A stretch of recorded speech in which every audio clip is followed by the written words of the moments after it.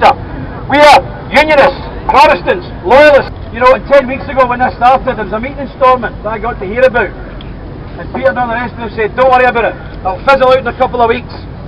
Well, here we are 10 weeks on. Still here. And people still come. This is about the erosion of our human rights and our British identity.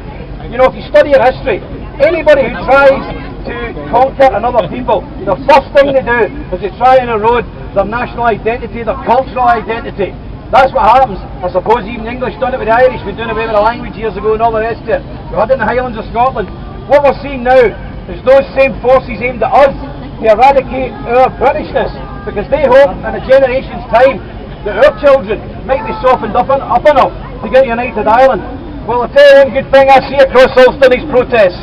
The amount of young faces, the amount of young people turning out is absolutely tremendous. And I think a message is being very clearly said.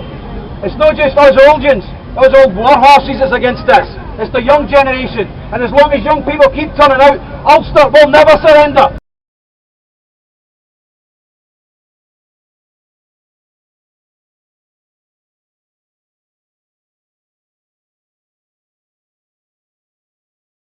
The flag is our identity. We will never give it up. And whatever you do as Matt Baggett or anybody else, the people will still come out the street.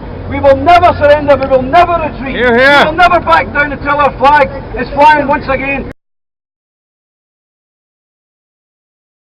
Now we're treated far worse than I have seen the Republicans ever treated. We are peaceful people. There has been thousands upon thousands of demonstrations all across Ulster in the last 10 weeks. Only a handful of them have had any trouble whatsoever. Because let me tell you, the political leaders are desperate to turn this conflict into a sectarian conflict.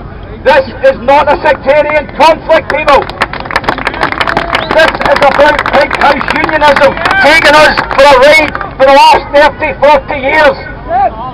And the day that I sit down with the mothers of our people will be a cold day in hell, because them people still want to destroy Ulster.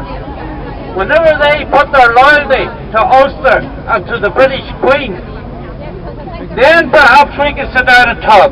But the man could not even sit and have a toast at a dinner for the Queen. They had to get up and walk out. Walk out, because they were going to have a toast to the Queen. But that man wants to build this country to be successful.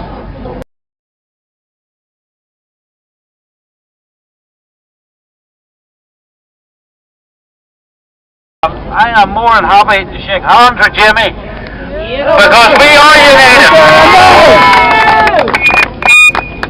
I think everything that's already been said today is said well, but we're standing here together, so see, no matter what you read or what you hear, it's a load of nonsense. Ulster's united. It's not about me, it's not about him, it's about you people. It's about how we all move forward together. We'll only try and make suggestions, and if you want to follow it, happy days. If you want to go in another way, as long as it's peaceful, we'll still support you.